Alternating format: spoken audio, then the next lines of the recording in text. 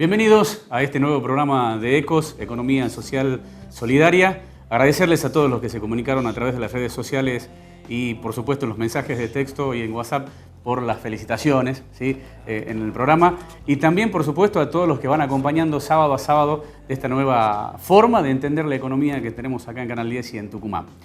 Como todos los sábados vamos a tener un tema específico de charlar, para debatir, para poder compartir con ustedes y también la participación de columnistas. En este caso, en el próximo bloque vamos a tener a la licenciada Leila Moana, que es licenciada en Economía, que nos va a plantear cuál es el problema hoy de la desglobalización del mundo económico actual.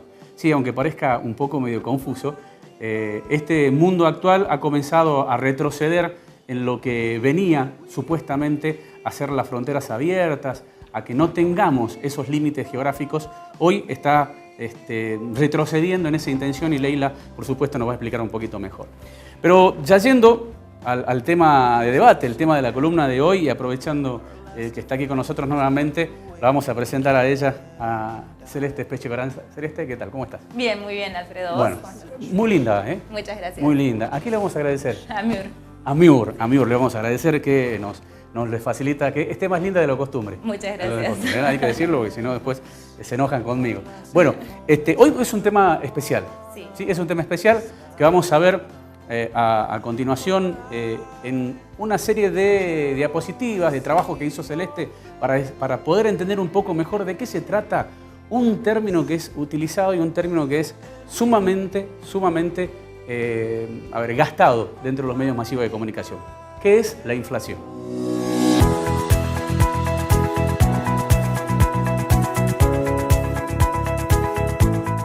La inflación es producto, ¿sí? Es de lo que estamos habitualmente acostumbrados a entender lo que sucede con los precios, ¿sí?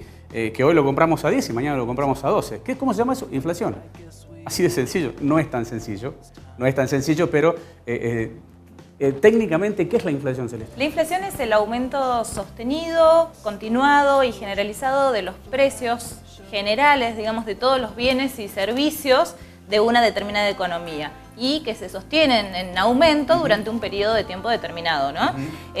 Durante un proceso inflacionario, todos los tipos de mercancías aumentan al mismo ritmo que se va depreciando la moneda, ¿sí? La magnitud en que se puede producir la inflación y las causas que la provocan son diversas, ¿sí? Y se trata por eso de un sistema, de un proceso dinámico que está sometido a diversos mecanismos de propagación y causando, bueno, justamente este aumento de precios de los que vemos y que notamos todos los días en el comercio. Claro, en resumen, y también para poner un poco más claro, es cuando hay una puja entre el poder adquisitivo de la gente y el nivel de los precios de lo que necesita, por supuesto, adquirir con ese poder adquisitivo. Exactamente. Es esa carrera que va haciendo el sistema uno al lado de la otra, ¿no? Sí, y bueno, y aparte de acuerdo a las causas por las que se genera esta inflación, se han hecho diversas definiciones de los tipos de inflación teorías. Que hay. Sí, enfoques diferentes. Mentes iluminadas que han tratado de explicar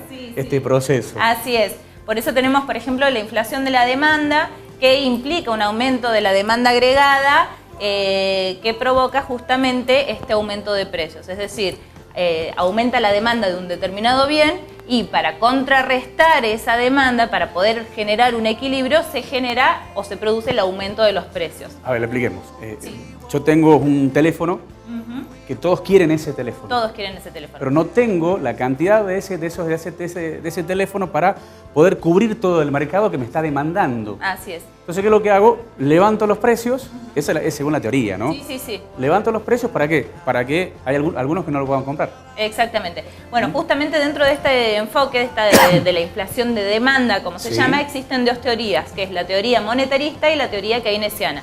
La teoría monetarista explica esta inflación a causa del exceso de emisión de moneda, es decir, que se extiende la masa monetaria y por eso, al haber más dinero para poder comprar los bienes, la gente puede comprar. Entonces, ¿qué hacemos? Aumentamos los precios. Sí.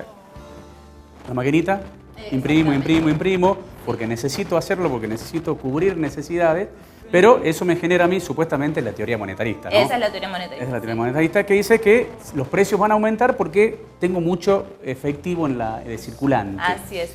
Algo totalmente contrario a lo que se está comprobando hoy, ¿no? Sí, bueno, ahora hay unas teorías más, pero ya lo vamos a ver más adelante, vamos a ver la más teoría adelante. Estructural, que tiene que ver con cosas con más factores. Claro, yo digo también en lo que estamos viviendo hoy en nuestro país. Sí, por supuesto. Porque a pesar de que no se imprime o que no hay demasiada liquidez en efectivo, la inflación sigue creciendo. Tal cual. Entonces, tal pero cual, bueno, sí, seguimos viendo la otra es la teoría keynesiana. Sí, la teoría keynesiana dice que la inflación es un fenómeno que está asociado al pleno empleo de los productos, de los recursos en realidad que componen el proceso de producción de un bien.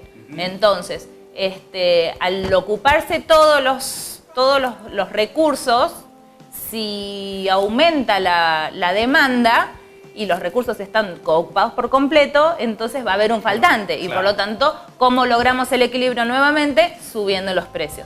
Entonces, en la teoría keynesiana, siempre que la demanda aumente, el precio sube, se genera inflación. Oferta-demanda. Eso. Oferta es igual a demanda. Sí. Tiene que ser así para que se mantenga el sistema equilibrado de precios, sino cuando yo supero alguno de los dos factores o la oferta o la demanda, ahí se produce el desequilibrio en los precios. Esa es la teoría keynesiana. ¿Hay más teoría con respecto a esto? Sí. También tenemos el enfoque que habla de una inflación de costos. ¿Qué quiere decir? Que implica que el alza de los precios se origina en el costo de algún momento en el proceso de producción. Por ejemplo, si yo tengo que crear este celular y y la pantalla me aumentó el precio, me va a elevar el precio del celular. Pero paradójicamente, dentro de esta teoría, también incluyen algunos iluminados al sueldo como un costo. Exactamente. Al sueldo del trabajador. Entonces, el empleo no sería una inversión por parte del empresario, sino que sería un costo que tranquilamente se puede reemplazar, según esta teoría, ¿no? Claro, y ahí es donde podemos entender un poquito más, porque cuando se habla de bajar los costos laborales, significa bajar el sueldo. Se habla directamente de un recorte, sí. Sí, es así. Y algunos también afirman, pero taxativamente, que si yo aumento los sueldos, me suben los precios. Así es. O sea que no le tengo que aumentar los sueldos. No, y tampoco tenemos que pretender que nos aumenten el sueldo. Claro. A ver, otras de las teorías también que se van cayendo en el transcurso de los años, porque está visto, hay muchos países donde el aumento de salario es muy bajo, la inflación sigue siendo muy alta. Sí. Porque después vamos a hablar un poquito de esta cuestión, es la teoría de qué es la inflación realmente, pero bueno, Claro. Queríamos dar más o menos una idea de lo que es el tema de la terminología, de por qué se utiliza tanto la palabra inflación. Nos queda ¿sí? un enfoque que es el enfoque estructural, que dice que este enfoque es el que fue desarrollado por la CEPAL, ¿sí? Por la Comisión Económica para América Latina, ¿sí? Que implica la conjunción de diversos factores que hacen al sistema productivo y a la sociedad capitalista, ¿no? Y no considera a la inflación como un fenómeno monetario, sino como una consecuencia de las crisis económicas que se van viviendo. Justamente está desarrollado en América Latina, entonces se dice que están viviendo los países de América Latina por justamente los desequilibrios que hay, tanto en la sociedad como en el sector agrario y en el sector industrial. Esta teoría es la que más se acerca a lo que estamos viviendo realmente hoy. Exactamente. Lo que estamos viendo realmente hoy, porque volvemos a lo que dijimos en algún momento y lo dijo Leila y Fabián en el taller que dictaron en Tafí Viejo, que la economía es una ciencia social. Así es, que Todos tiene los mucho de político, ¿sí? Todos los factores que tenemos alrededor de la economía, inflación, costos, productos brutos, todo lo que se refiere a la economía tiene que ver con la coyuntura socioeconómica. Exactamente. Lo social, lo histórico. Y lo que dice la CEPAL con esta teoría, muy acertada, que todo ese contexto genera, ¿sí?, este problema de inflación que tenemos en algunos países. Que no es únicamente por emisión de moneda, no únicamente en esta puja distributiva que es entre el salario y los costos, no es únicamente, como lo dice la otra teoría, que es oferta igual a demanda. No, y sobre todo está vinculado a las cuestiones rígidas del sistema productivo capitalista, ¿no? Lo rígido de los precios, lo rígido de los costos, lo rígido de los sueldos, el no querer flexibilizar, hacer flexibles alguna parte del proceso de la producción en donde se considere de alguna manera que no va a afectar de determinada manera y sí de otra. Claro. Hay algunos que habíamos hablado cuando estábamos preparando el tema, de algunos, no tipos de inflación, sino según la magnitud de la inflación, ¿sí? Sí. Tiene, digamos, acordado un nombre, Claro. un tipo de inflación. Sí, de esos tipos que se hablan constantemente en los medios, cuando se habla, por ejemplo, de la inflación reptante, que es una inflación no superior al 10% anual, o de una inflación moderada, en donde hay 2 dígitos, pero no es exagerada, no es preocupante. Claro. Una alta inflación, en donde se refiere a una inflación elevada, pero controlable. Y después hablamos de hiperinflación, que la hiperinflación, digamos, es la situación, una situación monetaria que se caracteriza por la destrucción de los precios directamente. ¿Por qué? Porque crece tan rápido que automáticamente un precio no puede ser fijado o no tiene el mismo rendimiento que podría tener un monto de dinero después. Somos buenos los argentinos, ¿no? Hemos pasado las 4. Sí, hemos pasado las 4. Hemos pasado las 4. Sí. Y la hiperinflación la hemos pasado también. Pero después hay un término que me gustaría que lo desarrollemos, que es la deflación, ¿sí?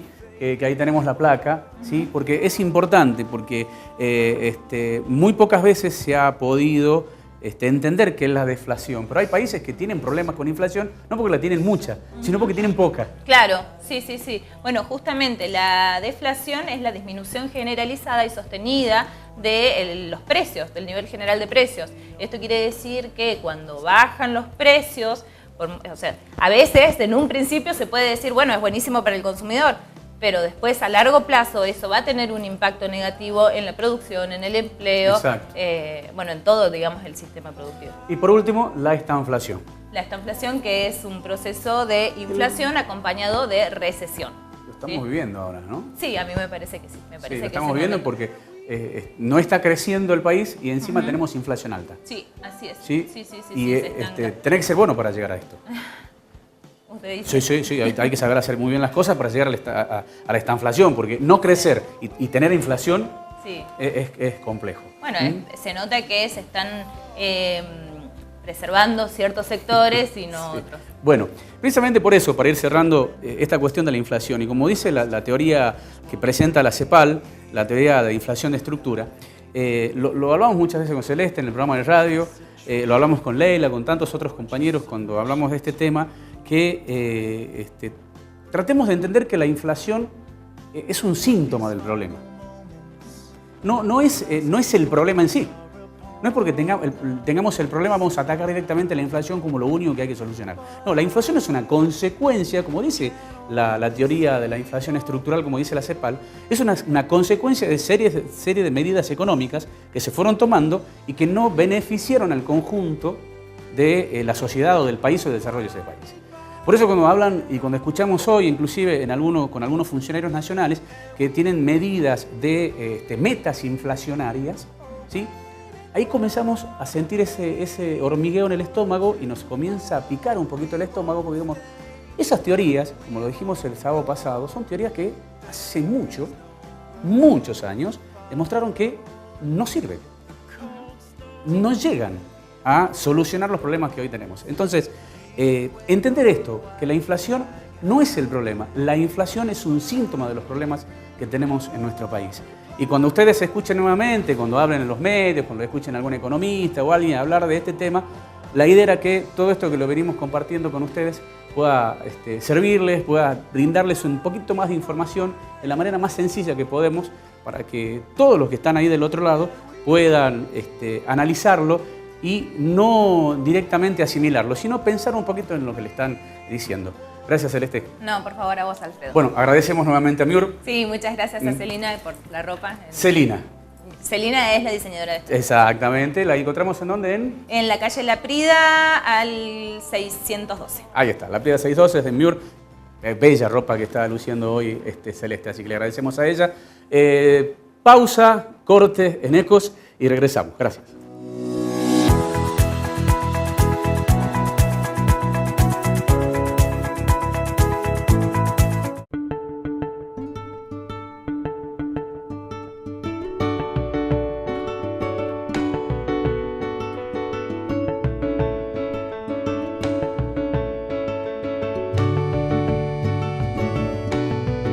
Estamos orgullosos de nuestra naturaleza, argentina y solidaria. Banco Credicop, 261 filiales en todo el país. Banco Credicop Cooperativo, argentino.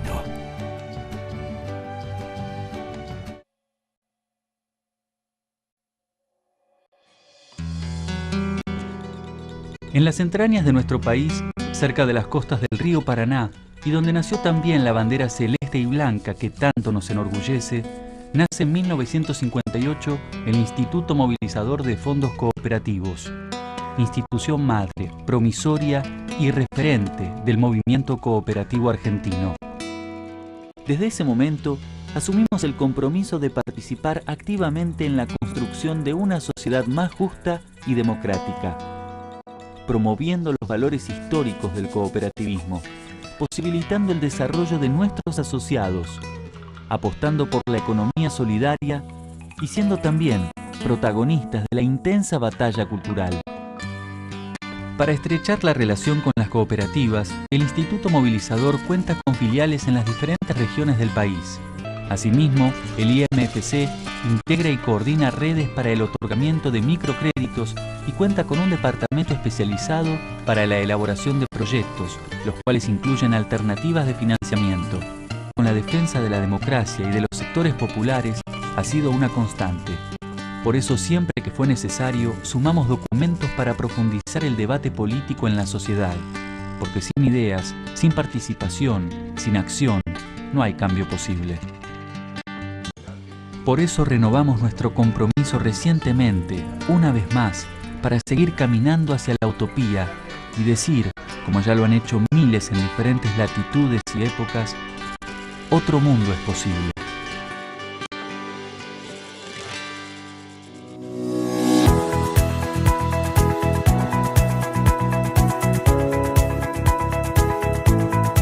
Continuamos en Ecos, en este segundo bloque de este tercer programa aquí en Canal 10. Y como lo habíamos anticipado, este programa también, por supuesto, va a recibir a nuestro segundo columnista, que ya lo habíamos recibido, Víctor Luna Cuevas, y ahora la recibimos a ella, a la licenciada Leila Moana. Licenciada, ¿qué tal? ¿Qué tal? Bienvenida. Muchas gracias, un gusto en esta nueva casa. Gracias, muchas gracias. ¿Sí? Primero, felicitaciones por el taller que se llevó a cabo el pasado miércoles en Tafí Viejo. Tuvimos las imágenes en el programa anterior de Ecos, una muy buena concurrencia en el municipio de Tafí Viejo, y bueno, felicitarte y también dejar la expectativa para seguir trabajando en este tipo de talleres. Sí, la idea es continuar en ese sentido, y además me parece que lo más interesante ha sido después la ronda de preguntas, o sea que la gente estaba muy prendida de lo que habíamos desarrollado en el taller. Bueno, se da evidentemente que este tipo de temas no son tratados generalmente en el ámbito de la gente común, del terreno, más bajando a la superficie, ¿no? Generalmente, usted como licenciada, ¿sí? sabes que generalmente se lo pone en una vara muy alta, y a veces la gente común no lo entiende o no puede llegar a entender el conocimiento o la terminología, los conceptos. Y estos talleres son precisamente para eso. Bueno, y fíjate que las preguntas han sido sorprendentes porque nos han llevado a temas mucho más específicos. Hemos partido hablando de inflación y cuestiones generales de economía, y después hemos terminado hablando de los BRICS, de Mercosur, de una serie de situaciones que está atravesando el globo. Y bueno, a raíz de lo que había surgido en esa ronda de preguntas... Exactamente, es que nosotros habíamos pensado, peleándonos para ver qué es lo que hablamos en la primera columna, que no es una costumbre, una sana costumbre que tenemos los dos, ¿sí? Porque eran muchos los temas, ¿no? Eran muchos los temas. Y es así, lo que pasa es que son tanto la cantidad de temas que tenemos que profundizar y tratar, porque es tanta la necesidad que hay de conocer todos estos temas, que a veces como que nos queda chiquito el tiempo, nos queda cortito todo, claro. Y en este caso vamos a charlar sobre primero lo que sucede en el mundo, porque es muy importante saber lo que está sucediendo a nivel global para poder comprender lo que nosotros padecemos o sufrimos en nuestra provincia, porque no somos una isla o una luna que gira alrededor de un planeta, somos parte del planeta, y esto también nos excede a veces a querer aislarnos, ¿no?, de lo que sucede en el mundo. No, exacto. Además, todos los procesos que vemos que parecen tan lejanos nos tocan de alguna u otra manera. En el aspecto económico, en el aspecto social, en el político, no estamos aislados, como bien decías vos recién. Y bueno, de hecho, durante la charla habíamos planteado en un momento dado el tema de este proceso de cierre de fronteras, de la llegada a los gobiernos tanto en Europa como bueno en Estados Unidos muy evidentemente, de signos políticos que son mucho más cerrados, proteccionistas. Entonces yo les comentaba a la gente, y me parece interesante hacerlo acá y ampliarlo un poco más, la idea de que estamos pareciera en un proceso de desglobalización, es como ir marcha atrás de lo que se había lanzado en los años 90, pero no en términos de neoliberalismo o de aplicación de políticas económicas, sino en esa idea de apertura indiscriminada de fronteras y de que acá no hay barreras, todos somos iguales, uniformando un poco esa idea de que existe una aldea global y de que las comunicaciones nos acercan, pero en esta etapa estamos viendo algo muy diferente. Estamos planteando una enorme diferencia respecto a esos procesos de integración que se promovían en la década del 90 y ahora pareciera que el mundo estuviera mucho más mirando para adentro, ¿no? Pero, ¿qué es lo que llevó a ese proceso? O sea, porque es entendible que siempre en los procesos económicos, sociales, culturales, tengan a veces una regresión o una transformación. Siempre en la historia nos ha marcado eso, hasta ahora que es así. Pero de esa intención de no tener fronteras en la economía, en lo cultural, en la comunicación, a tener esta regresión, ahora decir, no, ahora me vuelvo a cerrar, vuelvo a comenzar a protegerme. ¿Cuáles fueron las causas o cuáles fueron las señales que fueron dando el sistema para que eso suceda? Obviamente estos procesos tan importantes son multicausales, pero yo diría que hay dos cuestiones básicas. Primero, la gran crisis económica que ha afectado al mundo industrializado o al primer mundo desde el año 2008 en adelante. Generalmente se observa a lo largo de la historia que en las épocas de recesión económica o de freno económico las economías tienden a cerrarse. Ha sucedido con la Gran Depresión de los años 30. En los años 30 también los países han tendido a cerrarse y se exacerban los nacionalismos. Y eso es lo que se está viendo y se está viendo en Europa y lo vemos en Estados Unidos también. La exacerbación de los nacionalismos que pasan de lo económico también a lo político y a lo social. Y además hay otro factor fundamental que está agravando todo esto, que ha sido la crisis en el Medio Oriente y la ola migratoria en Europa, que se sumó con la crisis económica donde el europeo empieza a decir, bueno, yo no quiero a este fulano que viene de afuera, porque cualquier cosa que venga de afuera es lo raro, lo extraño, y lo que genera ese sentimiento y ese, digamos, ese resurgir de la xenofobia en Europa, porque viene a quitarme el trabajo. Entonces empieza una pelea económica, pero también cultural, muy fuerte, que se pone de manifiesto en épocas donde la torta no alcanza para todos. Claro, claro. Y eso obviamente que lleva a deducir, está claro, que las teorías o los sistemas económicos planteados, las formas de ver o de encarar el desarrollo económico, fracasaron. No, y aparte que esto es una gran muestra de algo que nosotros venimos planteando siempre, no solo lo hemos hecho en este taller, sino habitualmente, de que la economía y la política van de la mano permanentemente. Entonces no son compartimentos estancos y no es que lo que pasa en una cosa no afecta a la otra. El ánimo social repercute obviamente en lo económico y eso se ve también reflejado en la política. Europa en sí misma es un gran ejemplo de todo lo que está pasando. Claro. Siempre tenés poco tiempo. Sí. Siempre tenés poco tiempo. Evidente. Estados Unidos. Sí. Hoy. Crisis política, porque estás teniendo una crisis política, Donald Trump. Con el tema de Rusia. Con el tema de Rusia, con el tema de espionajes. Ya lo están involucrando a su yerno en este problema. Ya hay 2 fiscales que lo han imputado. ¿Qué pasa con Donald? ¿Qué hacemos con Donald Trump? Porque es impredecible. Y es algo importantísimo para el mundo, en lo económico, en lo social, en lo cultural y también bueno, en lo... Estados Unidos sigue siendo el gran poder hegemónico a nivel global.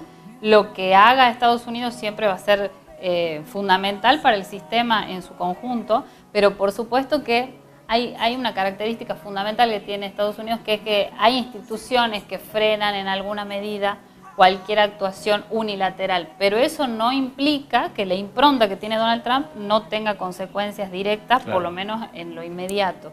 Y una de las cuestiones más visibles es este problema que se está dando con el tema de Rusia y de la posible intervención rusa en los sistemas norteamericanos. Hay que ver si es cierto o no y a qué llega. Lo último, para cerrar y agradecerte. ¿Es la nueva Margaret Thatcher, Donald Trump? Históricamente, No sé. porque Margaret Thatcher en la historia marcó un antes y un después en este concepto de relacionarse con el mundo. Bueno, ahora decían físicamente que... se parecen un poquito. Ahora decían que Theresa May era la nueva Margaret Thatcher, Sí, pero yo creo sí. que está lejos, Sí, muy está lejos de... lejos.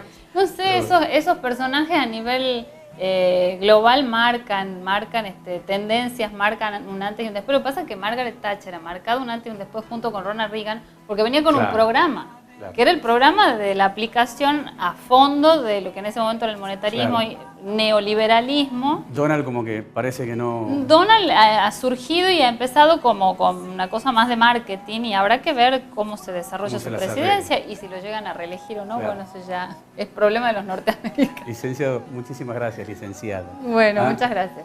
Bueno, felicitarte nuevamente e invitarlos a todos que dentro de muy poquito, a través de los talleres de las actividades institucionales que hace el Banco Credicop, Leila, Fabián y muchos otros compañeros licenciados en Economía van a seguir teniendo estos talleres. Gracias. Gracias a vos. Corte, volvemos en Ecos en Economía Social Solidaria.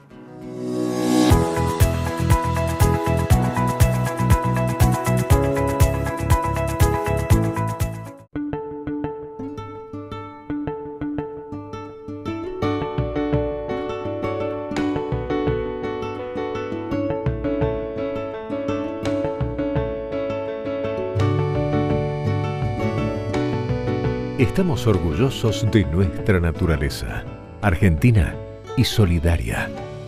Banco Credicop, 261 filiales en todo el país.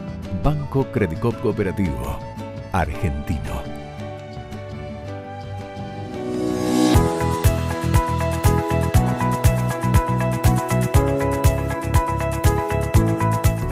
Así culminamos un nuevo programa de Ecos en Economía Social Solidaria. Agradecemos a todos los que estuvieron acompañándonos nuevamente en esta nueva entrega de este programa. Al canal, por supuesto, como siempre, El Espacio y a todos los que están ahí del otro lado. Nos vemos el sábado que viene. Muchísimas gracias.